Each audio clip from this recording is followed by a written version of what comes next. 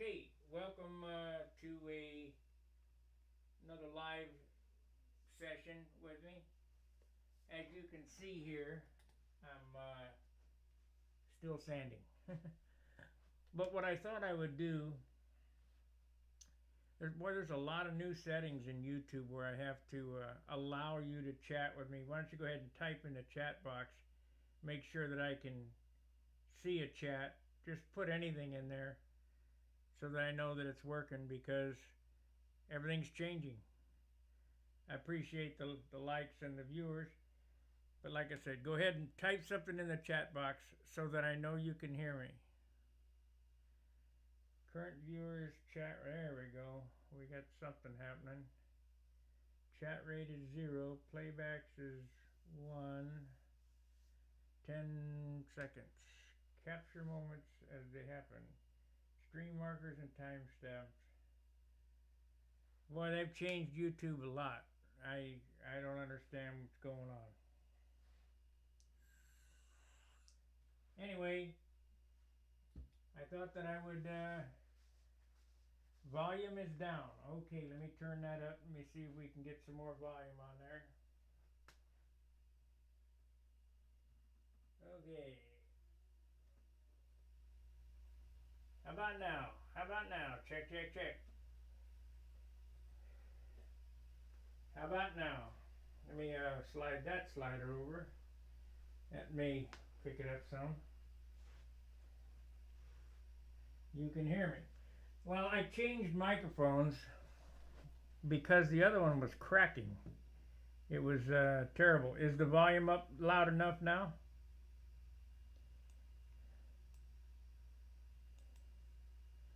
Let me slide this over so it's...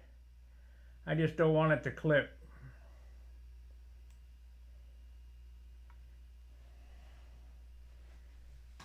Okay. Let me know, is the volume better now? It looks like on my monitor it's sliding over farther to the right. Now it's good. Great. Okay, what I'm doing. I've lost my little sponge. Yeah, there it is. Nope. There it was. It was in there. Driving me nuts. Come on. I'm still sanding, as you can see, but like I said, this is a Q&A session. I'll do this for a half an hour or so. We'll see if this gains any interest. If you have a question, you can ask me and I'll give you the answer if I can.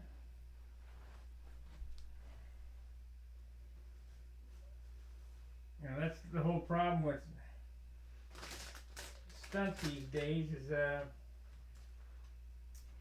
nobody wants to tell anybody anything. I gotta find that sponge. What the heck did I do with it? Oh man. Come on.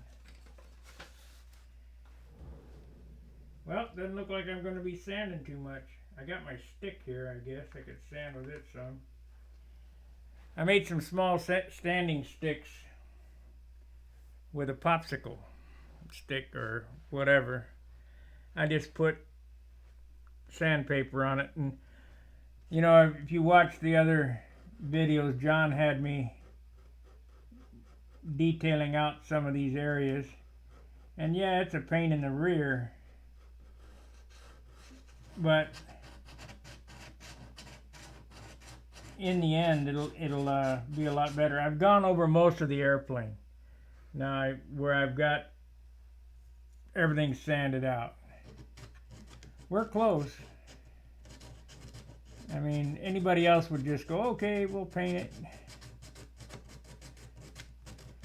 But as I stated, this will be my Nats airplane next year.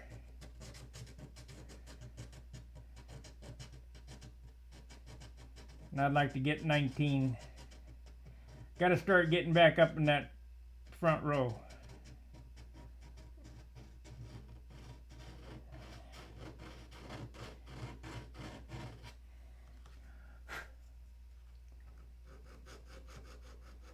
That's what I strive for. Remember, this is a Q&A, so you got to ask a question for me to give an answer.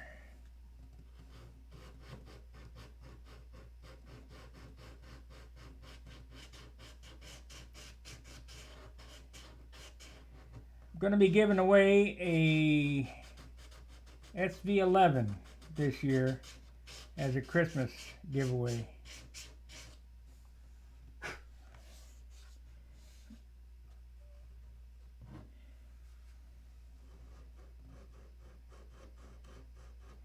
I might give away one of my Super Tiger 60s with it too. I don't know. Depends on how generous I feel.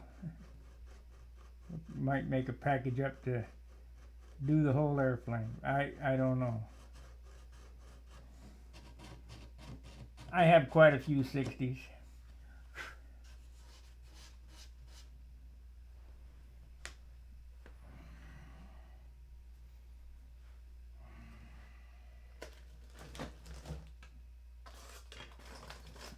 I don't think I'm going to be able to use them all in my lifetime. Man, somebody's got to come here and find this sponge. It was inside this piece of paper right here, unless it went in the drawer. No. Didn't go in the drawer. Or did it? Nope. Sandpaper in there. Pretty bad when your clothes drawers have sandpaper and sanding sponges in them. Okay. What are we going to do for a sponge? I gotta have that sponge. Let's see, what I was using it where? Huh.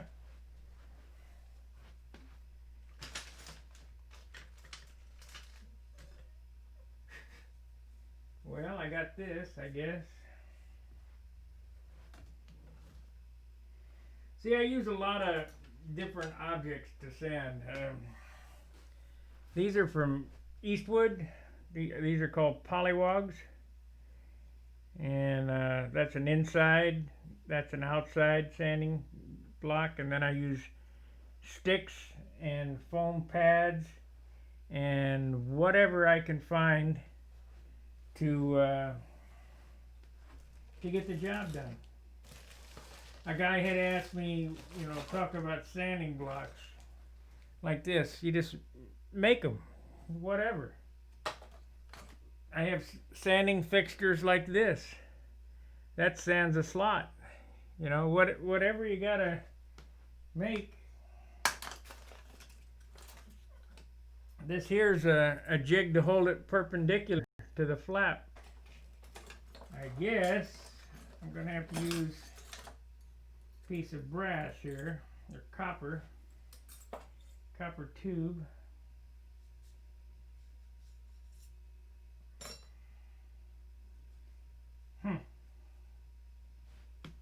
Still waiting on those questions, guys.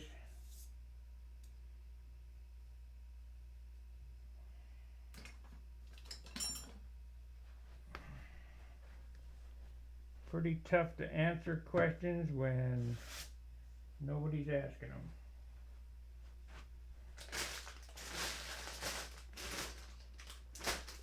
Come on. Oh well.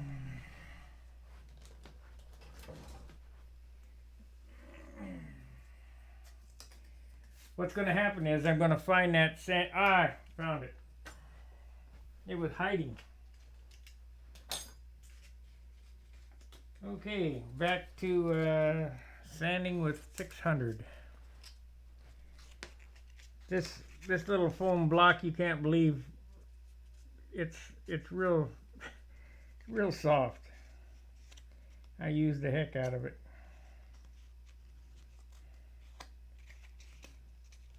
Put a new piece of paper on it. One thing about sandpaper is it, you know, don't be cheap on the sandpaper. First off, buy good high quality sandpaper. Gonna cost you, for like this 600, it's $7 or $8 for 5 sheets.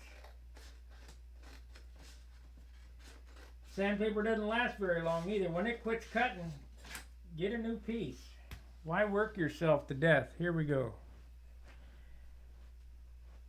Yes, it is a Tucker Special. Big one. And you set this one to the little one and they look exactly the same. Except for the canopy's better on this one.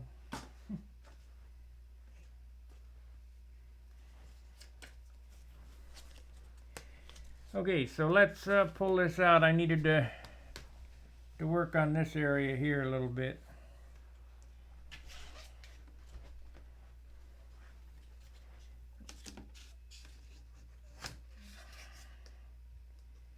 John wanted me to look at this. Yeah, I suppose.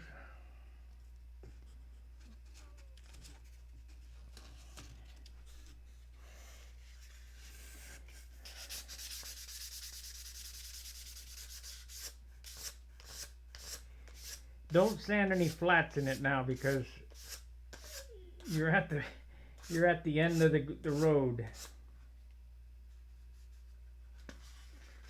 You know, it needs some simple green in that little spot there. We're not going to do that tonight. I'm only going to be on. Are you on at a reasonable time for me? I'm always on this time. This is after work, after dinner. It's 7:45 for me now, Craig. What time is it there? I'll try to do a show on the weekend for your time zone.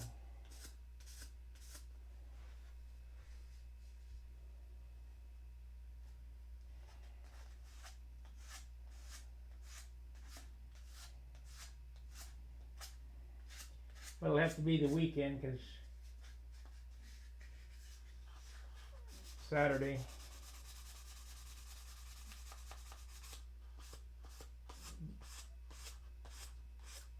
What time is it there now, Craig?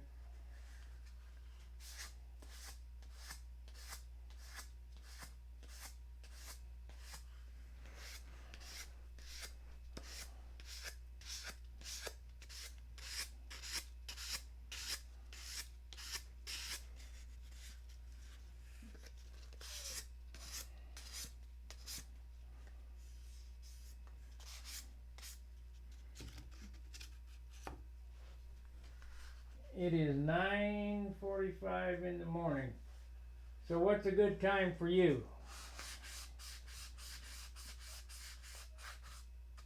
We're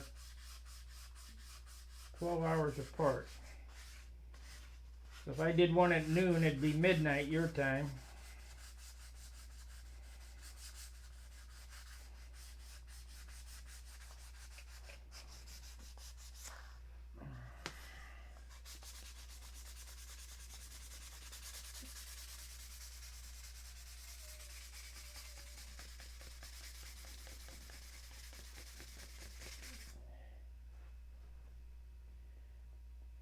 From Sally, your local. Oh, yes.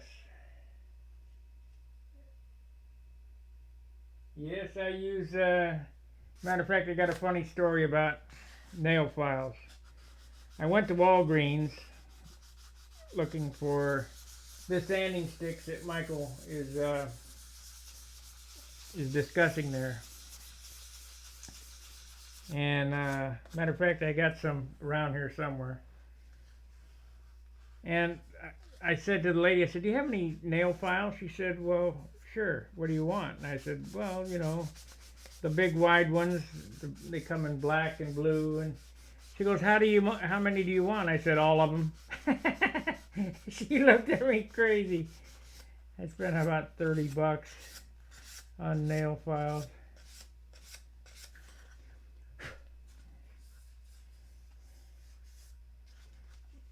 How many do you want? All of them. Never done that in a while though.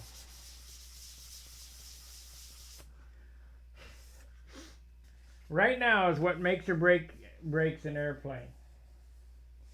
Is this last 10%.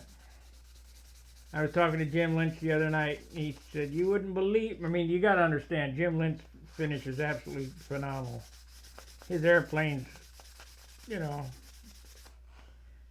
they're always 20, 19 or 20 points. And so he's one of the guys that I'll listen to, him and Charlie Reeves. Anyway, well, I don't like those. I don't like that. You won't be able to see it, but I'll know it's there. I'll probably come back and hit these with some simple green too.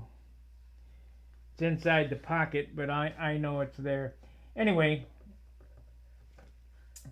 he said to me the other night, he said, Robert, you wouldn't believe how many hours I spend sanding with a soft block. I said, oh yes I would.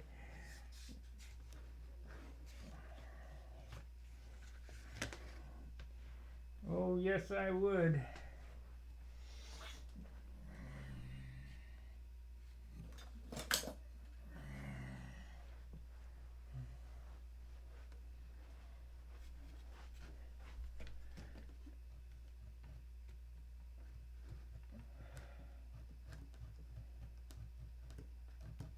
And we're going to try to make this an airplane Jim would be proud of. You know, I always get 18, 17, 18. My last 19-point airplane was my Thunderbolt. And I got to get back on that front row, so we're going to do that with this airplane. Detail and all.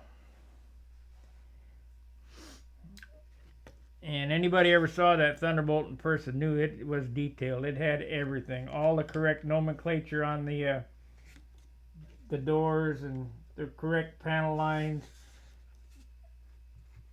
and rivets. I mean, it didn't have the correct number of rivets. That would have been just way too nutsy. Now Billy's Thunderbolt had the correct number of rivets, but I ain't sitting down and putting all them rivets on the thing.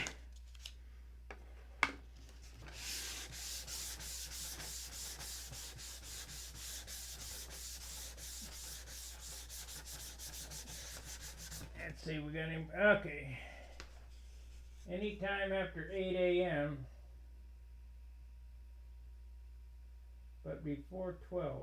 8 a.m. to 12. And there's 12 hours difference. I'll have to figure it out, Craig. I'll look and see if I can do you one on Saturday at that time. I mean, we're just so far apart.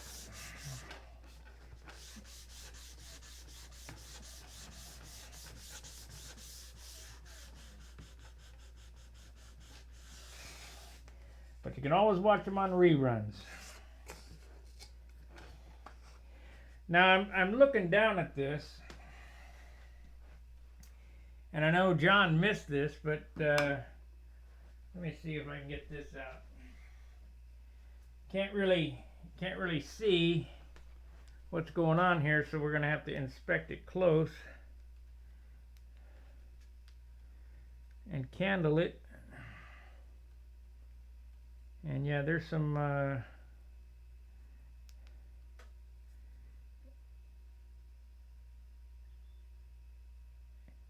I see some there too. I think I'll go over the whole thing with this.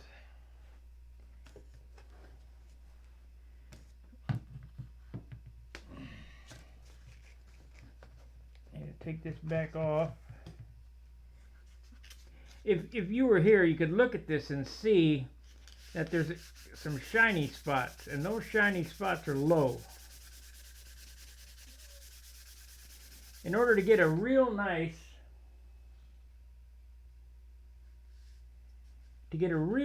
finish, the whole thing has to look flat.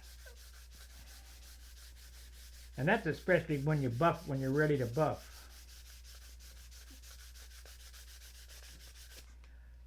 In order to get a super nice buff out, the whole airplane has to be flat. No shiny pinholes in it. And I'm sanding with 600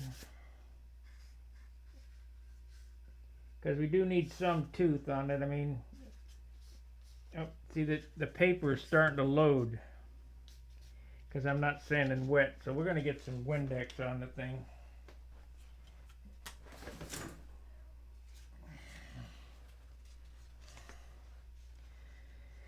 Now probably the best thing to use for lubricant is warm water and dish soap. A couple of drops of dish soap, just like you were going to do decals. That's acts as a lubricant, and it also clears the paper. Now you got to be careful when you're wet sanding because it'll cut everything really fast.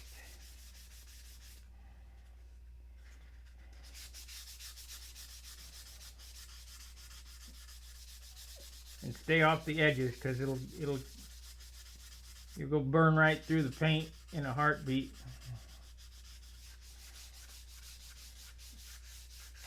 And definitely stay off the cap strips if you're going to wet sand.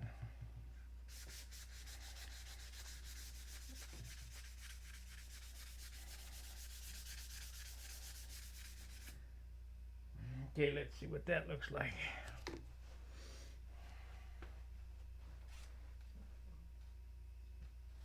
Okay guys, questions.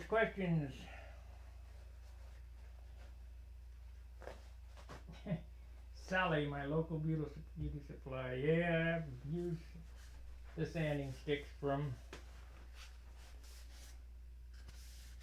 Okay. Let's see if I can show this to the camera.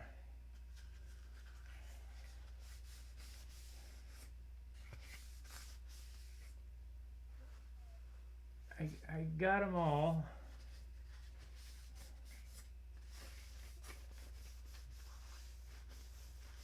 Yep, there's a few more right here. As this is candling, what I'm doing here is I'm catching the reflection of the light, and that's how I found those spots with that pen light. If you look at this thing, I don't know whether it'll show up or not. It's super flat. You can kind of see a reflection in it as I'm looking there on screen.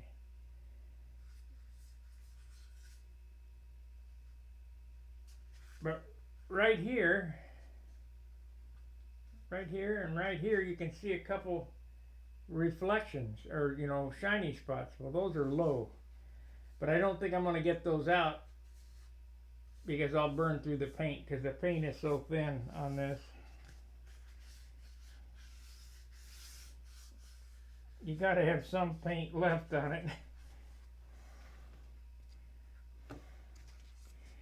But you can take 600,000 and 2,000 grit sandpaper and make balsa with no dope on it shine.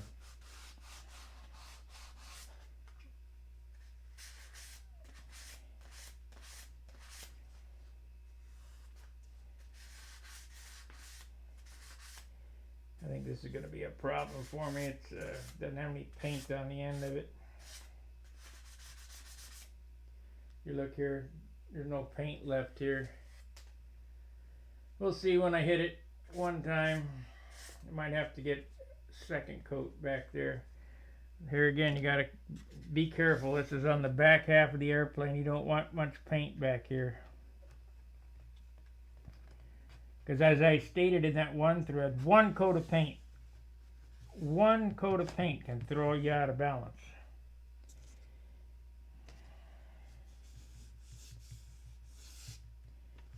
Matter of fact, if you have to add weight, The engine in the Tucker is a Super Tiger 60 with a Brian Gardner from Australia ABC liner. It's a high Zoot 60. Now, just because that's a high Zoot 60, that doesn't mean that a stock 60 doesn't work good, because what's in my Junar is a stock, and I do mean bone stock 60. The only difference is I buy a Venturi from Randy Smith. This is real simple setup on Super Tiger 60s. They run the best bone stock with Randy Smith Venturi, a Randy Smith spray bar, a Thunderbolt RC long glow plug, Sig Champion fuel, that's 20% caster, 20% synthetic clots, and a 13.6 rev up. Tongue muffler does not, it works, but it doesn't work as good as a tube muffler. And you set them at 8,500 when they leave the ground on 64-foot lines, and they'll run a 5.2 or a 5.3 lap speed, and they will never break. They'll just slot, 4-stroke all the way through the whole pattern. Fast 4-stroke, but through the whole pattern. And that's what I like. But it doesn't mean that you have to do it that way. If you want it to break, you can always slow it down a little bit, a couple hundred RPM, and when you nose it up, it'll break into a beep into a, boy, I gotta get that off. It'll beep into a 2-cycle, but you don't need it with a Super Tiger.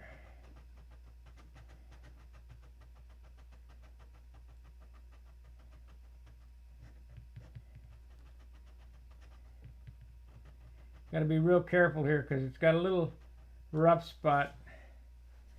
I'm not gonna try to get that off. That will buzz through if I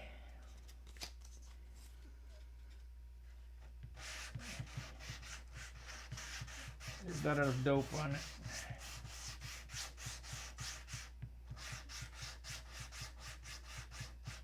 Got to get another coat. But here again, I don't want to put much paint on this thing.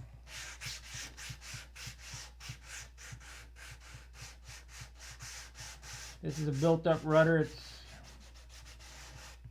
not so. The solid surface is probably lighter to finish than a built-up surface because you could sand the paint thinner. Like here, the paint on this is nothing.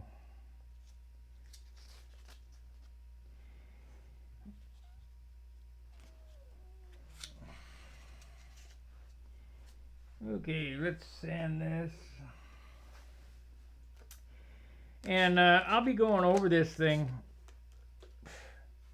I mean, you would think that this thing would be done. But as I stated, in order to make a concourse worthy airplane, this is where the sanding comes in. Is this last? I mean, I built this airplane, hour a day. That's all I've worked on this airplane is an hour a day.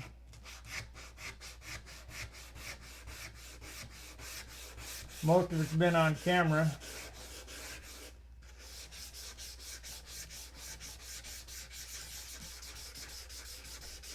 Built right here where it's sitting. Of course, I did take it back to St. Louis and work on it a little, but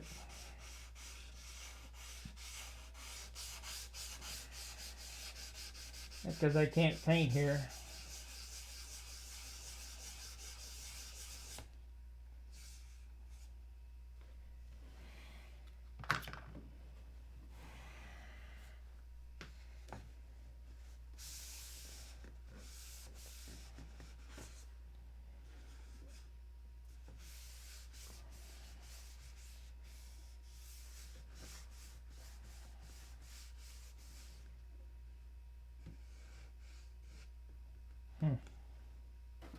Rough right there.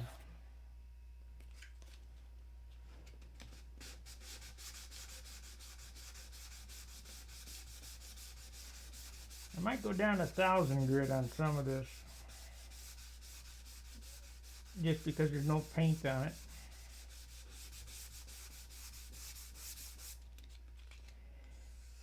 Yep, there we go.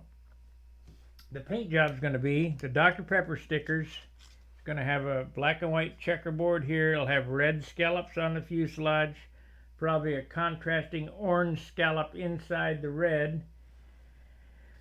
It'll probably get some different shades of red like it's on a Dr. Pepper can. And I want it to look like a sponsored funny car, it does. And I'm also going to put the 16 exhaust stacks on it. And then the smoke, and the 23 goes here. Probably get some tail numbers on it somehow. I lost my damn pilot. I don't know what happened to my pilot. So fortunately I have another one. I'm going to have to glue up and repaint. I might do a pilot painting tutorial, but I gotta tell you this.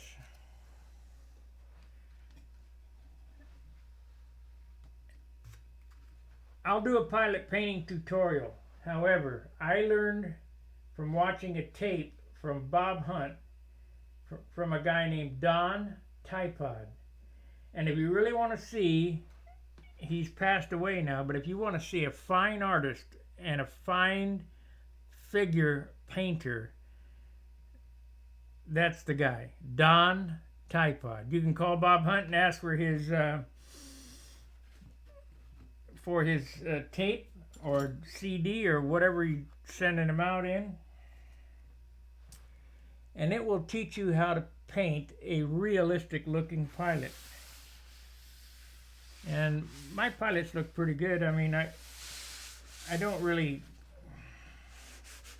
I probably don't have the hand that he did, but you know, desire, I'll get the job done. About 90% of my will to do this stuff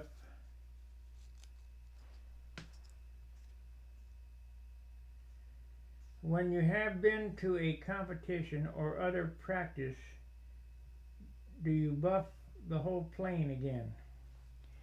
Okay, buffing the plane. Now you see me sanding this thing, how much time I've spent sanding on it. The first buff out will take approximately the same amount of time, because you have to resand the whole airplane only with 2,000 and then 5,000 grit sandpaper, and then buff it. And I have different ways I buff. Sometimes by hand, sometimes with a drill pad, sometimes you know, with a little buffer, that little buffer that I bought.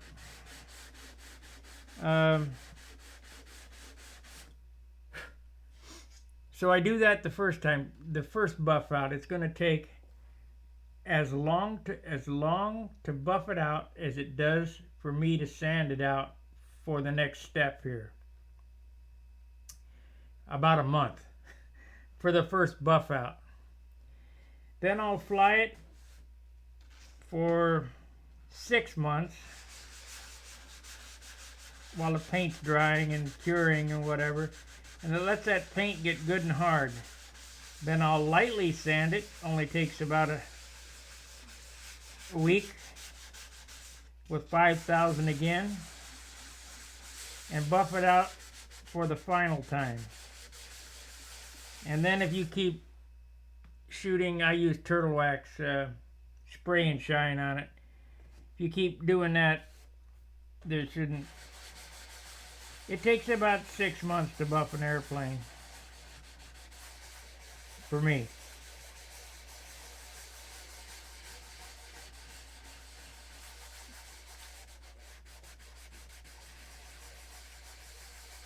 So in order for this to be ready for next year's Nationals, it needs to be painted by no later than February, and buffed by April. And then we can start practicing with it. And then just before I go to the nats, I'll buff it one last time and take it to the nats. That's if the airplane passes the mustard. Because not every airplane you build flies that well. And there's no sense. I mean, I try to do a nice job and do everything right, but as long as you keep it light and straight, it'll fly reasonably well. But there are some of those airplanes that are exceptional.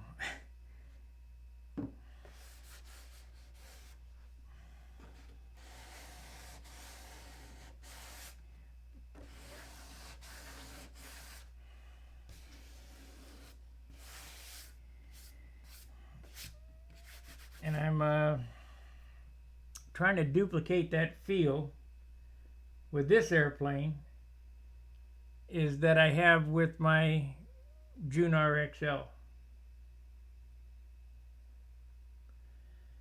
We've been on 36 minutes. I'll probably run 45 minutes and then cut it off for this evening. Because I know you guys don't want to watch me stand and listen to me babble for an hour. Get too many thumbs down that way.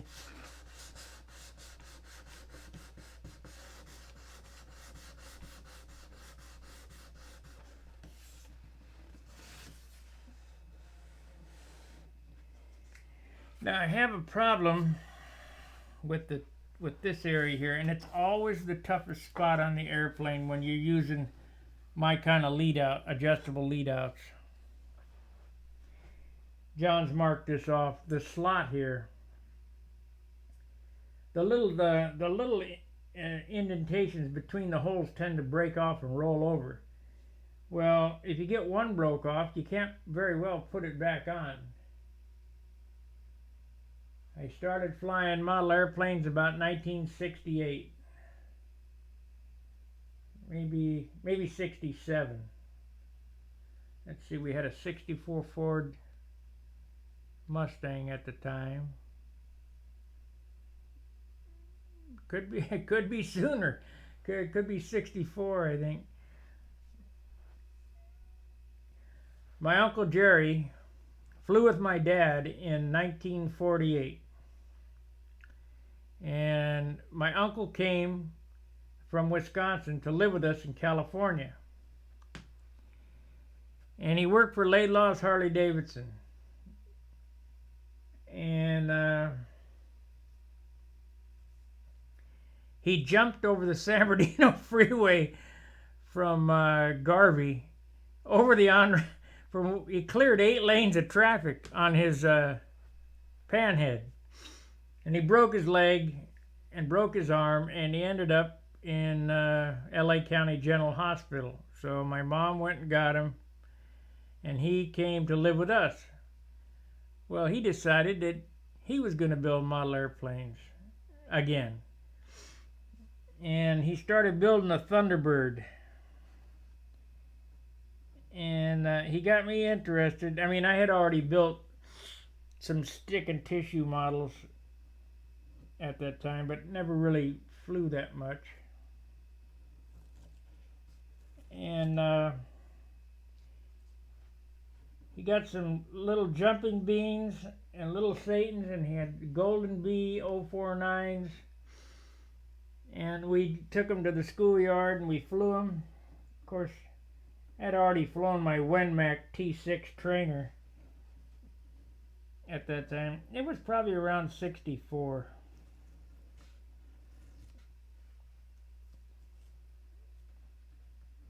I have to ask my dad. He probably knows.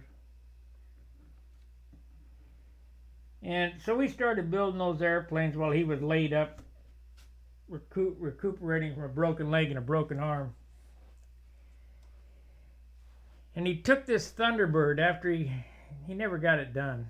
He took this Thunderbird and set it up on top of the bar overhang that my dad had built. And I always kept looking at it. He left. He finally recovered, and he never came back to pick it up. He didn't. It was just something for him to do. And it was all done in Aero-gloss dope. And the filler was done with baby powder. And I remember that smell to this. That's a great smell. Baby powder and Aero-gloss dope. And I ended up finishing it up. And I put a McCoy in it. I don't know. I never was much of a Fox guy. I never even owned one, really. Still to this day, I've had them, but I've never run one. Never flown a Fox airplane, I don't think. But I put a McCoy in it, and was on the Ole's parking lot. It backfired, burned up. The whole airplane burnt to the ground. We had fun with it though. I think those engines, if I'd have known better, would have lasted longer. I went through a bunch of them 495 McCoy 35s and 40s.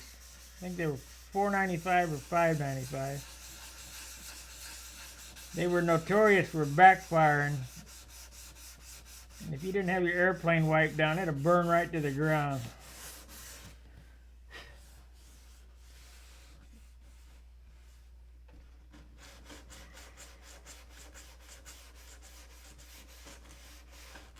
Used to fly in the Ole's parking lot between the pool store and the ghetto.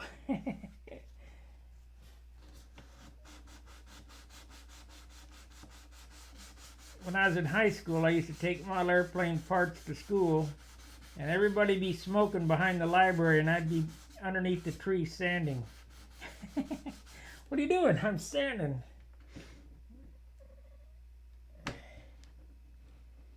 This has been a lifelong obsession.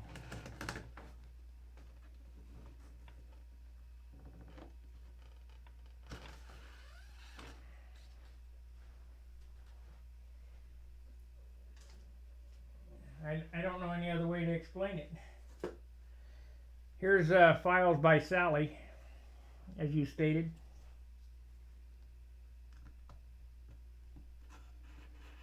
Not quite thin enough.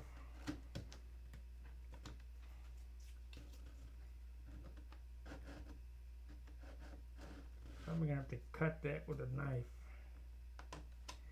Yeah, this is not quite thin enough for that slot. How am I gonna fix that?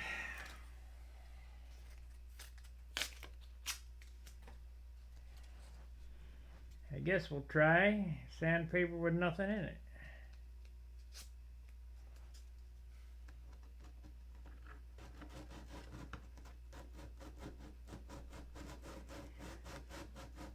This is basswood. This lead out block.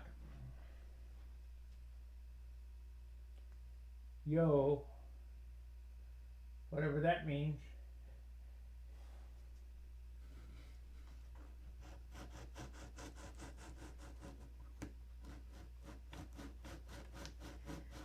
Back when I was a boy, the X-15, John Glenn had flew the X-15 at Edwards Air Force Base, I think. Or it could have been Mirage, but I think it was Edwards. And we used to draw airplanes. I mean, it was like live, breathe, and eat airplanes all the time.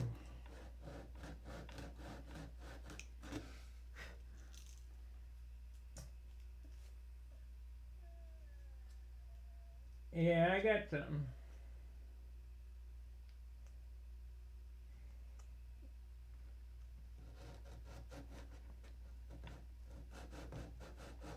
One year, when I was a little kid,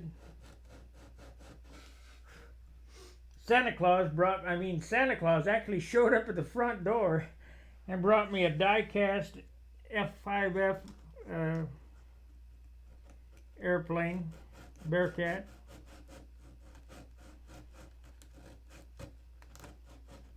Wish I had that airplane now.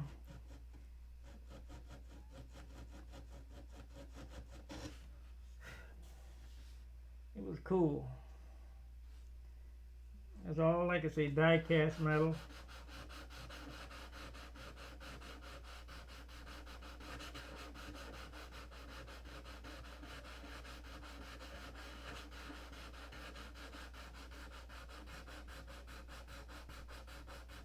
I know I've told this story before, but I'll tell you guys again. I built so many airplanes when I was a kid. My mom used to yell at me, "You painting again in there?" "Yeah, I'm painting." I'd lock myself in the room and dope the airplanes, and she'd freak out. I said, "It smells just like your fingernail polish remover, Mom. Don't worry about it." Anyway, so I built my airplanes in there, and I filled my whole room was a shop, just basically like I got here, but it was bigger than this.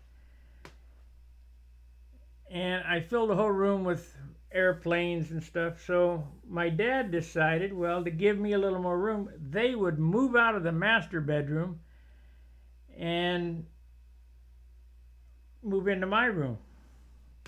Don't ask me why he did that, but he did. So I kept building airplanes in the master bedroom, and I filled it up too. Well, he wasn't having none of that. We had a 2-car garage. He cleaned the garage out, and I moved my shop from the master bedroom to the 2-car garage and filled the garage up.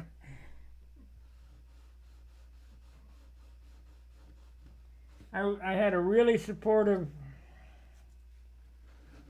father building airplanes. And that's because he built when he was a boy. Matter of fact, in 2007, when he came to the Nats with me, he showed me where he lived and told me the story about die casting. How can I fireproof a Nitro engine? You can't.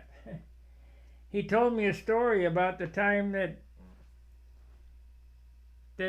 he was die casting soldiers in the basement of this 2-story house. They lived in Barron Springs, Michigan, which is just on the other side of the border, from Indiana.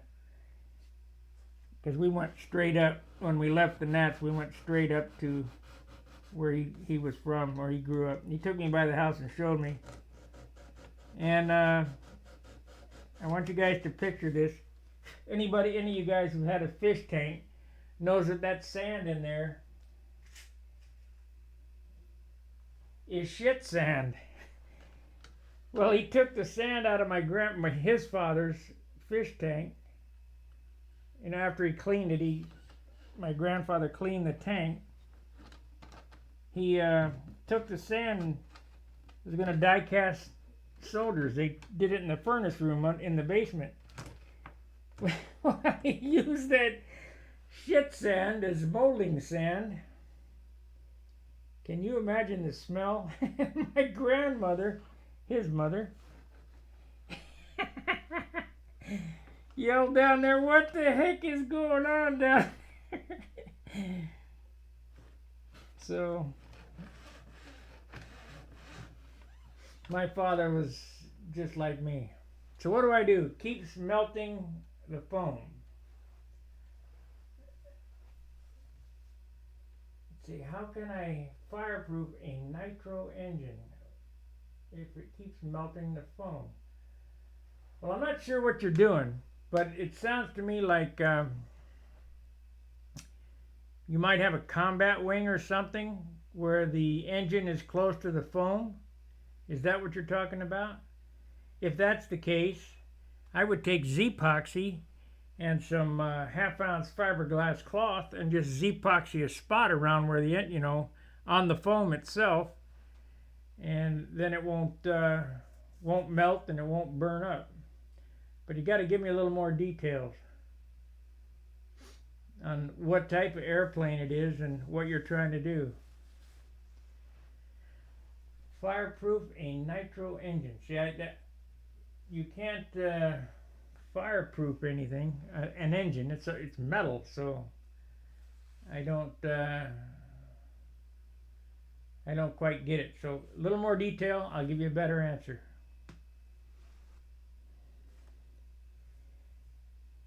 Well, I'm glad you enjoy the stories, James. And every one of them's true. Every one of them that I tell is true.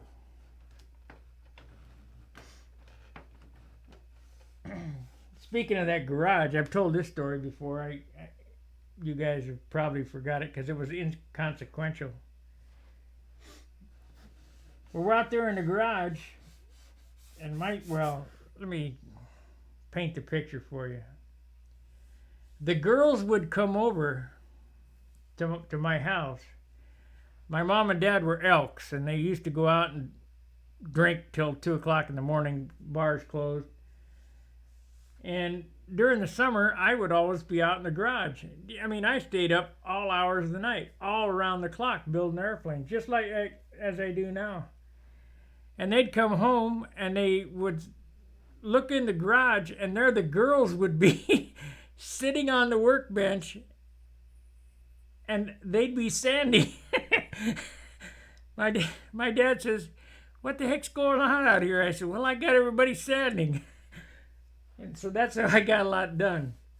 I had the girls sand with me. If you want to be here, you gotta sand. Anyway, so we got a 2-car garage, got a nice shop, big 4x8 sheet layout, a 4x8 workbench laid out in the center of the floor. All the machinery's around, belt sanders, disc sanders, drill press, that kind of stuff. Well, my buddy down the street decides we're going to make M80s. M80s is a big firecracker, supposedly quarter stick. So they go down to Mexico and they get an M80 press and buy all the fixings. You get little cardboard shells and paper and fuse and gunpowder and all that nonsense. So we're in the garage. I'm fiberglassing something, and back in those days we didn't have Z-epoxy, we just had regular resin. And as a kid, I was probably 16 or 17 at that time. I didn't know about 1 drop, 2 drop, 5 drop, whatever, how many drops it was for. I just take the thing and the MEK and just squirt it in there until it started getting hot. Well, we're making M80s on my 4x8 bench, and we're blowing them up out in the front yard. I blew up my brother's G.I. Joes, and I just all, playing around. So my brother had a little car. We blew that up, and Ricky gets an idea. Let's blow the manhole cover off the street, because the manhole cover was right by there. So they put the M80 down there. It didn't do nothing. I said, I'll tell you what, we'll blow it off. Let's get some gasoline and pour it in that little hole. And we'll take some of this, I don't know what you call that fuse, that green fuse. So we poured gasoline down the manhole cover and lit the fuse. Boing! It blew the manhole cover off. It landed like a nickel. Toing, clang, clang, clang. Well, the police came. Well, as I saw the cops coming down the street, I grabbed the smoldering car and I threw it in the trash, and I had some epoxy resin on the bench smoldering, and threw the M80 press back behind the newspapers into the clothes. And the police said, "Okay, guys, where is it?" We said, "Where's what?" He said, "The M80 press. We know you're making them here." "Oh, no, sir. We're not doing that." I said, "You can look around for yourself." He said, "Buddy, I couldn't begin to scratch the surface of this place in a month." They call They called the fire department and the inspector, and they gave my dad a ticket for all his newspapers that he had saved up. So, and as I got a little older, that shop turned into a garage for my 57 Chevy that I bought for $15. We tore that thing up. I bought a 57 Chevy for $15. Back then you could go around the neighborhood and pick up cars cheap, $10, $15. But that was a lot of money back then. You know, $10 was like 100. Where now it's going to take 1,000 to be 100. Especially after all this relief package nonsense. But anyway, we used to go, when I had a job at a bar called The Place. And I think I made $1. It's either $1.23 or $1.43 an hour, whatever minimum wage was. And after the end of the week, I had $40 take home. I had more money then than I do now. $40. Of course, you could go to McDonald's and buy 3 hamburgers, a shake, order of fries for less than $1, and the change you could ride the big slide with, because we did that all the time.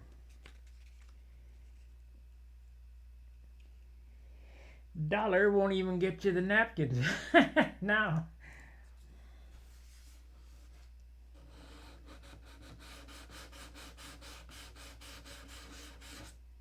Yeah, let's everybody $15 an hour. That's a good idea. We'll have $25 hamburgers.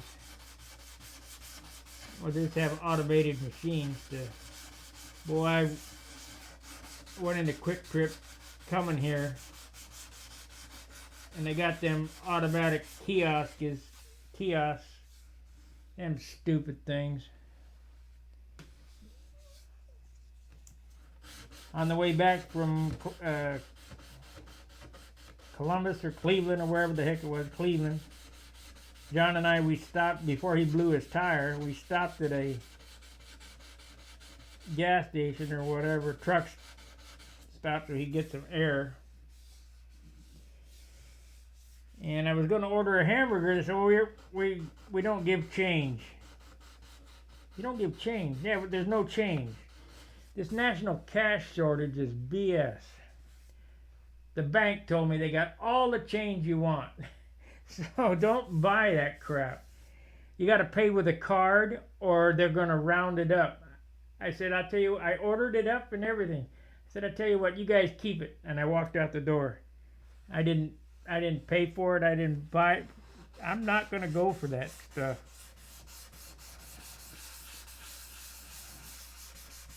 You young people that are listening to me, do not fall for a cashless society. Because when they're tired of you, they'll just turn you off.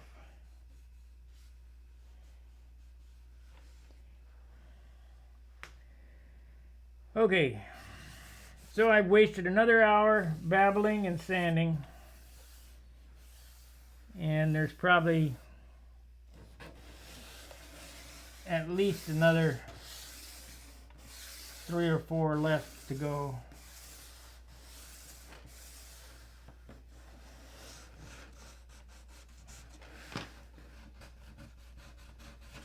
But as Craig said, he takes him 3 times as long now to sand as it did before, so that's a good thing. If I can get you guys interested in sanding, because you're not going to build nice airplanes unless you like to sand.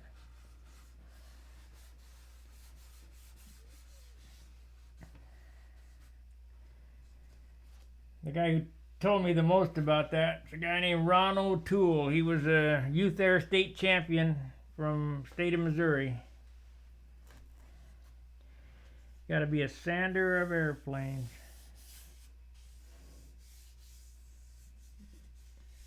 You got to be a sander if you want a light finish in a light airplane.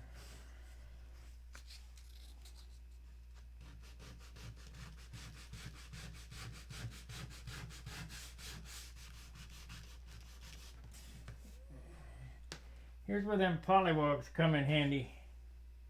What do I do with them? Of course, now I can't find them when I need them.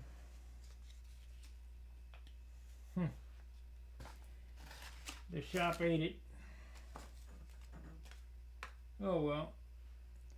I will sign off. It's been 1 hour, 1 minute. I appreciate you wasting your time with me. Any questions, leave them in the chat box or in the comment section below, and we'll address them. And if I can answer them, I will. I mean, I got a pretty good grip on what it takes to build a nice model airplane.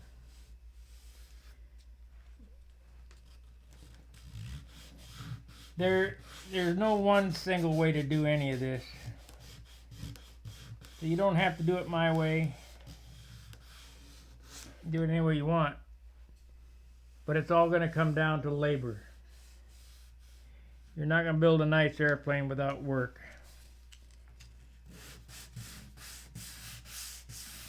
Yeah, you can spray the shine on with urethane and then sand and polish it, but you're gonna give up a pound. This airplane will come in, I'm hoping, under 60 ounces.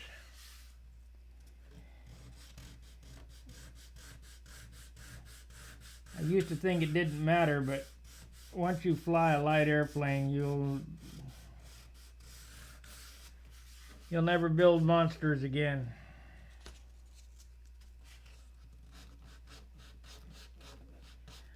I'm a little guy.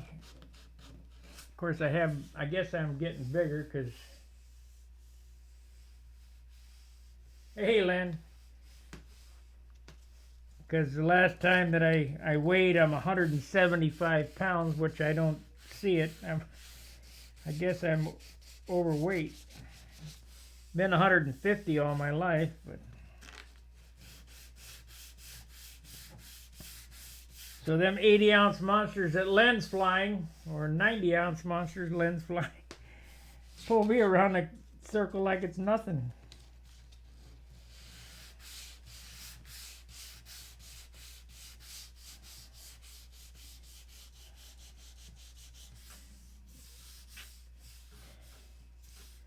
See with your hands. Don't just use your eyes. See with your hands. And then as I showed you, I brought this home today.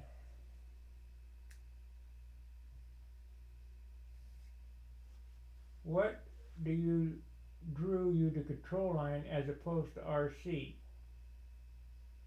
Lumber wagons, you know it, Len. The lumber wagons. I brought this light home just for inspection. This is what my work light. But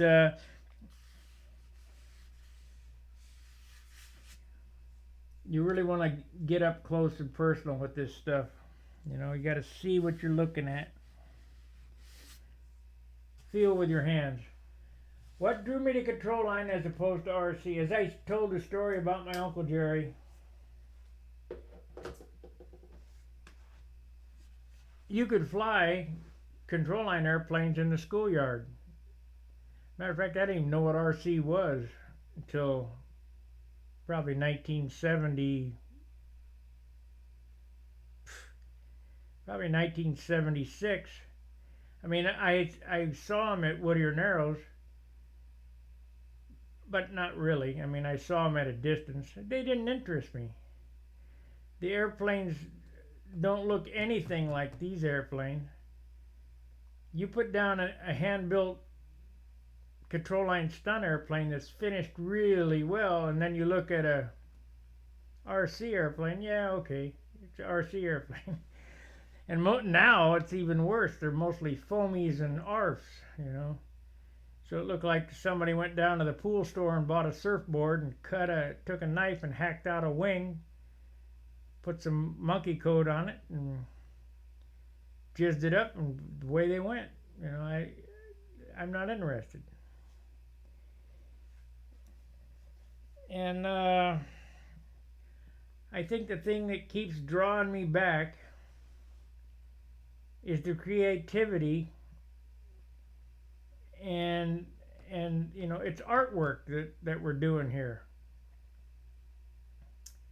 It's not building a toy. It's you know, that's another reason why I don't like monocoque. A monocoque airplane is too much like a toy. This is like a piece of art to me. And it's a labor of love. You got to just keep at it, keep doing it. You're going to get better and better as time goes on, and you'll always learn. I'm learning all the time, different things, and don't be afraid to ask. The only dumb question's the one you didn't ask before you hit the ground. God, I didn't know you had to solder it on. Yeah, probably so. We all make mistakes. You're going to hit the ground.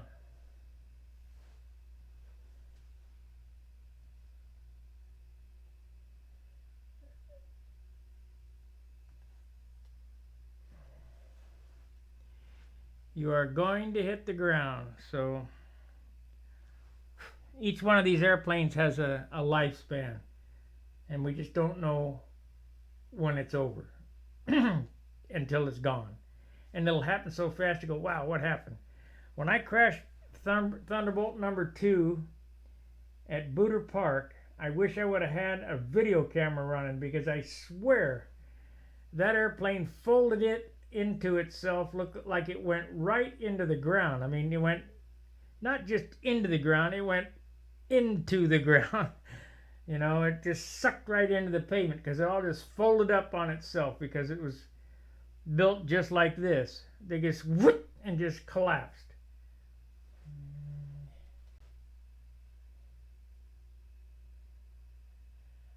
I had to replace the stabbing elevator on my ringmaster. Not sure if it was a clear or color, caused the elevator to warp badly. Okay, Fred, I only use butyrate dope, which is shrinking dope. I don't use any nitrate. I don't know how you put the tissue on. Did you put the tissue on wet? Did you paint both sides of the elevator or stabilizer at the same time? Which you have to. You cannot paint. Let me explain this. Well, the average thought would be it's going to warp this way, but it's not. It's going to go the other way. Because what it does is it relaxes the ligna in the wood, and the tightness on this side will pull the wood the other way. So in order to keep things from warping, you have to do one coat here, flip it over, do a coat on the other side, vice versa, back and forth. And that's the way you're going to get things to stop warping. White glue is horrible. No tissue. I only use clear on the raw wood surfaces. Okay. Did you dope it like I just explained it there? Dope on one side, then turn it over real quick and dope the other side and let them dry equal? If it still did that, then that's power in the wood. And there's not much you can do about that. You have to steam it out. Well, it looks like we're getting a YouTube not receiving enough video to maintain a smooth streaming. As such, viewers will experience buffering. Okay, whatever. It looks like it's going okay. Anyway, guys, I'm going to get off of here. Think of your questions. Tomorrow night I'll be back on around the same time, and we'll discuss those questions then. And until I see you next time, fair winds, tight lines. See ya.